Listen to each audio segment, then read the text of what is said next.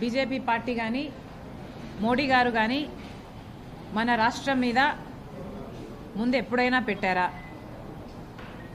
ఒకరి తర్వాత ఒకరు ఇన్నిసార్లు హడావిడిగా ఎన్నికల కోసమే కదా బీజేపీ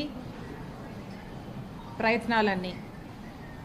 అంటే ఆంధ్ర రాష్ట్ర ప్రజలను మీరు మనుషుల్లా చూడట్లేదు, ఓట్లేసే యంత్రాలుగా చూస్తున్నారు అని మీరే చెప్పకనే చెప్తున్నారు. మీరు నిజంగానే ఆంధ్ర రాష్ట్ర ప్రజలను మనుషులుగా చూస్తుంటే మీరు అధికారంలో 10 సంవత్సరాలుగా ఉన్నారు. మరి 10 సంవత్సరాలలో ఆంధ్ర రాష్ట్రానికి చెందిన విభజన హామీలలో ఒక్కటైనా ఈ 10 సంవత్సరాలలో మీరు నెరవేర్చారా? 10 సంవత్సరాలుగా ఆంధ్ర రాష్ట్రాన్ని, ఆంధ్ర రాష్ట్ర ప్రజలను తీవ్రంగా అవమానించి వెన్నుపోటు తర్వాత వెన్నుపోటు, సంవత్సరం తర్వాత సంవత్సరం ఇలా ప్రతిసారి ఆంధ్ర రాష్ట్ర ప్రజలను అవమానించడమే తప్ప ఏ ఒక్క రోజైనా ఆంధ్ర రాష్ట్రానికి మీ గౌరవం ఇచ్చారా?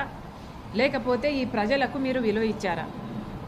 ఇప్పుడు కేవలం ఎన్నికలు వచ్చాయి కాబట్టి ఇంత హుటాహుటిన, ఇంత హడావిడిగా ఒకరి తర్వాత ఒకరు, అది కూడా ఇన్ని సందర్భాలలో వచ్చిపోతున్నారు. నిజంగా మోడీ గారిని అడుగుతున్నాము, అసలు మీ అంత దిగజారుడు రాజకీయాలు ఇక ఏ ఇతర జాతీయ పార్టీకైనా అసలు సాధ్యం కూడా కాదు. మీకు ఎంత తెలివి కాకపోతే మోడీ గారు ఒక పక్కేమో తెలుగుదేశం పార్టీతో బహిరంగంగానే పొత్తు పెట్టుకున్నారు, ఇంకో పక్కేమో జగన్మోహన్ రెడ్డి గారితో అక్రమ పొత్తు అలాగే కొనసాగుతుంది. ఏ పొత్తు అయితే 5 సంవత్సరాలుగా జగన్మోహన్ రెడ్డి గారు మోడీ గారి మధ్య సాగిందో అదే పొత్తు, దత్తపుత్రుడి పొత్తు ఈ రోజు వరకు కూడా కొనసాగుతూనే ఉంది. 5 సంవత్సరాలుగా జగన్మోహన్ రెడ్డి గారు మోడీ గారి వారసుడిగా, మోడీ దత్తపుత్రుడిగా, మోడీ ఏది కోరితే అది, ఎప్పుడు కోరితే అది, అప్పుడు ఏది కాదనకుండా ప్రతి బిల్లులో సహాయం చేశారు. ఆఖరికి మన గంగవరం పోర్టుని అదానికి ఇచ్చారు మోడీ మనుషులకి. ఆఖరికి ఏ రిలయన్స్ అయితే రాజశేఖర్ రెడ్డి గారి మరణం వెనకాల వాళ్ళ హస్తం ఉంది అన్నారో వాళ్ళనే పిలిచి రాజ్యసభ కూడా ఇచ్చారు. మరి నిజంగానే జగన్మోహన్ రెడ్డి గారు మోడీ వారసుడని, మోడీ దత్తపుత్రుడని మళ్ళీ రుజువు చేసుకున్నాడు ఈ 5 సంవత్సరాలలో.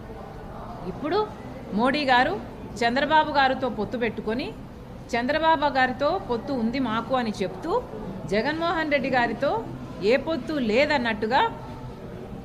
Do you want me to stop? Jaganmohan Reddy గారితో ఏ పొత్తు లేదన్నట్టుగా ఇప్పుడు జగన్మోహన్ రెడ్డి గారిని దూషిస్తున్నారు. కేవలం మైనారిటీ ఓట్ బ్యాంకు కోసం ఈ తిప్పలన్నీ.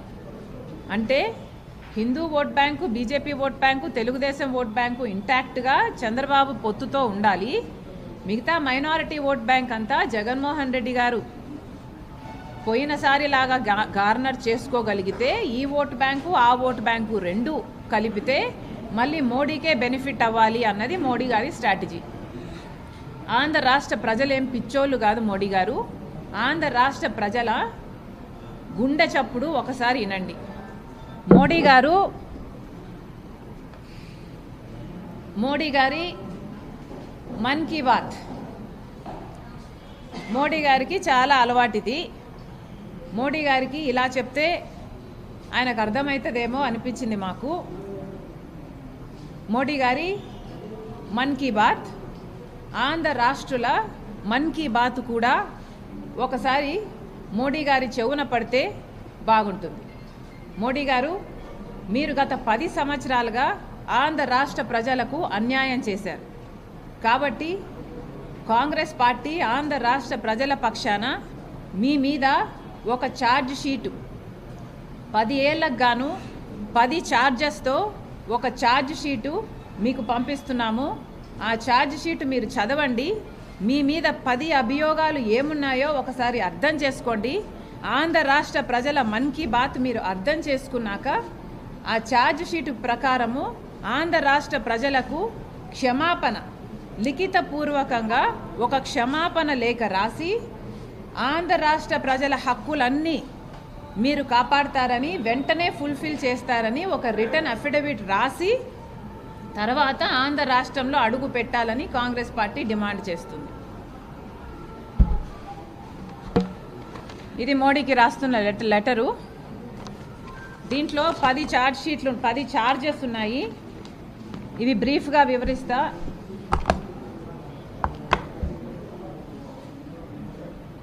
ఛార్జ్ నెంబర్ 1, మోడీ గారు ప్రత్యేక హోదా ఆంధ్ర రాష్ట్ర ప్రజల హక్కు అని 10 సంవత్సరాల క్రితము తిరుపతికి వచ్చి 10 సంవత్సరాల ప్రత్యేక హోదా ఇస్తామన్నారు.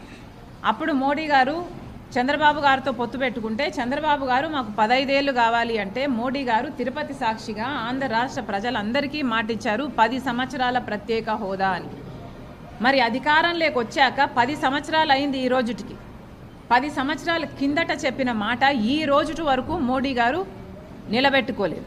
అందుకు గాను మోడీ గారు ఆంధ్ర రాష్ట్ర ప్రజలకు లిఖితపూర్వకంగా క్షమాపణ చెప్పాలి. వెంటనే మీరు ఒకవేళ అధికారంలో వచ్చే ప్రసక్తి లేదు, కానీ ఒకవేళ పొరపాటున వస్తే కూడా మీరు వెంటనే దీన్ని ఫుల్ఫిల్ చేస్తారని అఫిడవిట్ రాసిచ్చే ధైర్యము మీకుందా?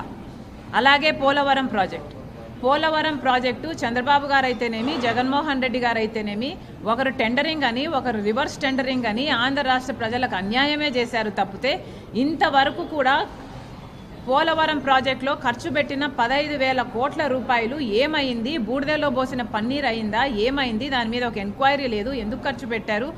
అసలు ఏం జరుగుతుంది పోలవరం ప్రాజెక్టులో? మీరు ఎందుకు దానికి జాతీయ హోదా ఇవ్వటం లేదు? ఎందుకు ఆ ప్రాజెక్టు కట్టడం లేదు?